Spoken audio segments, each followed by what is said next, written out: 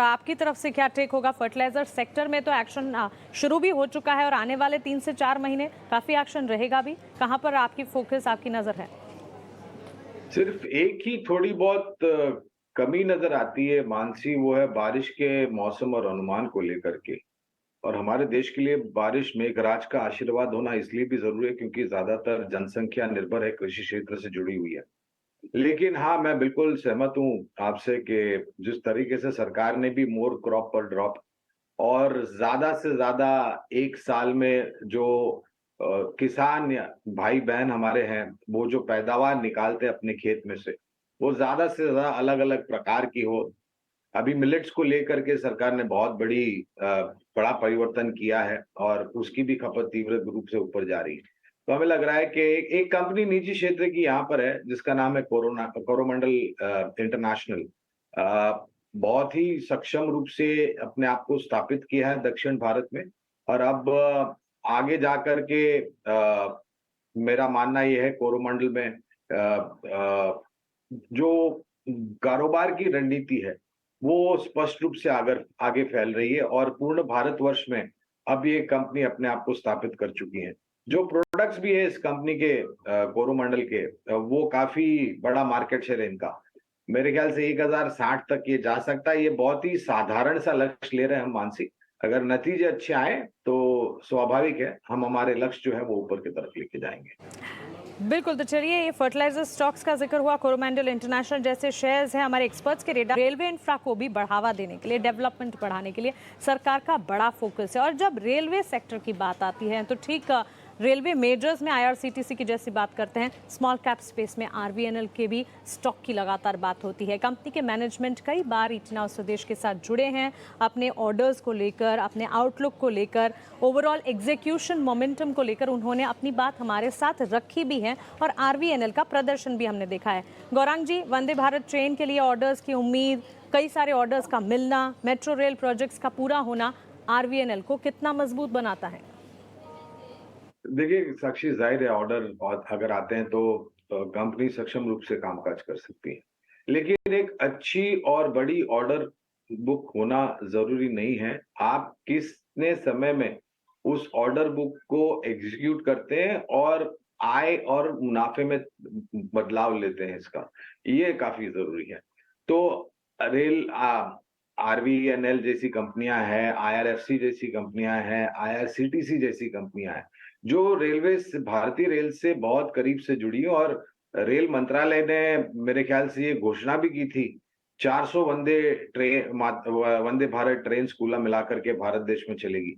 हाल फिलहाल मेरे ख्याल से करीबन 15 के आसपास, मेरे ख्याल से अगर मेरी याददाश्त सही है तो वंदे भारत ट्रेन चल रही। तो एक बहुत बड़ा मौका है इन सब कंपनियों में निवेश करने के लिए लंबी अवधि के लिए। सिर्फ वंदे भारत को ही नहीं, आप ध्यान में रखिए मानसी, मेरे ख्याल से जिस तरीके से अपग्रेडेशन हो रहा है, गति जो ट्रेनों की है वो बढ़ाई जा रही है।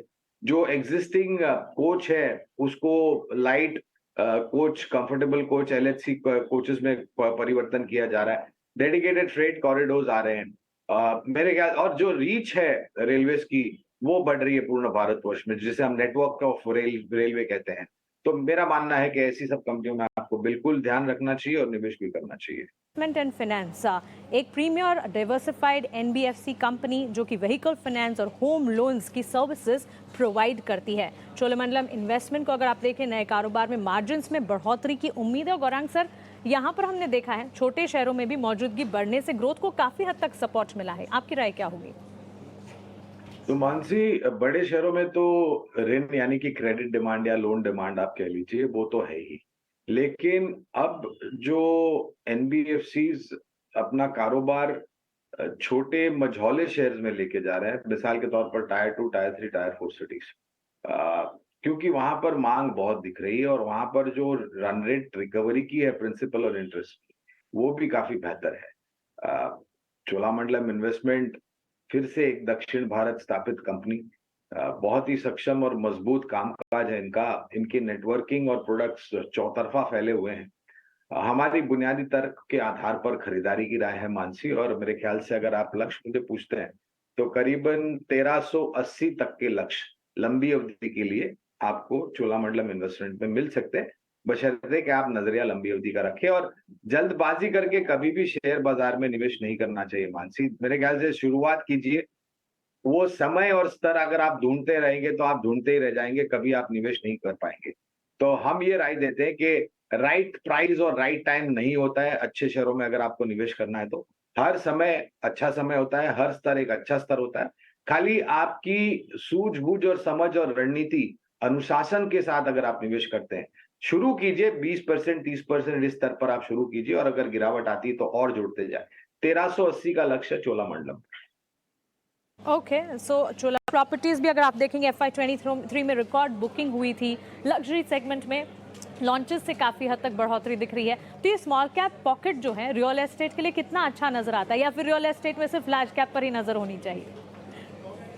मैं नहीं मानसी, मेरे ख्याल से जिस तरीके से यू नो आप अपना जो पोर्टफोलियो होता है उसको एक ही मात्र दिग्गज सूचकांक के जो शेयर होते हैं उसमें नहीं रखना चाहिए। आपको कुछ मझौले शेयर भी पसंद करना चाहिए, आपको कुछ छोटे शेयर्स भी आप भी पसंद, क्योंकि देखिए मझौले और छोटे शेयर का ये मतलब नहीं होता है कि कंपनी खराब है। इनके मार्केट कैपिटल के हिसाब से इसके मापदंड होते हैं।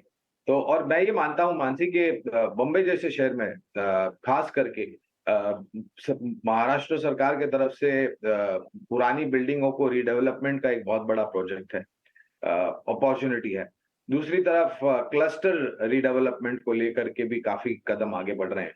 दिक्कत ये है मानसी इस क्षेत्र को लेकर के अप्रूवल्स ढेर सारे लेने होते हैं। रियल एस्टेट कंपनी को अगर कोई क्लस्टर रीडेवलपमेंट या रीडेवलपमेंट का प्रोजेक्ट किया, या फिर आप एक फ्लैट आउट प्लॉट को खरीद करके उसके ऊपर कोई बड़ा टावर खड़ा करते हैं, रेसिडेंशियल या कमर्शियल। ये सेक्टर एक समय पर अनुशासन नहीं था। रेरा आने से और बाकी अन्य नीतियों में बदलाव लाने से, नए कानून लाने से अब इसमें अनुशासन आ गया है। एक कंपनी जो हमें पसंद आती है वो है एक मैंने यानी पे गोदरेज प्रॉपर्टीज के अलावा और 2-3 कंपनियां हैं। मिसाल के तौर पर प्रेस्टीज एस्टेट्स है, ओबेरॉय रियल्टी है। ये कंपनियां भी हमें पसंद आती है, लेकिन ये बेहतर कंपनी है। डेट बिल्कुल बैलेंस शीट पर नहीं है।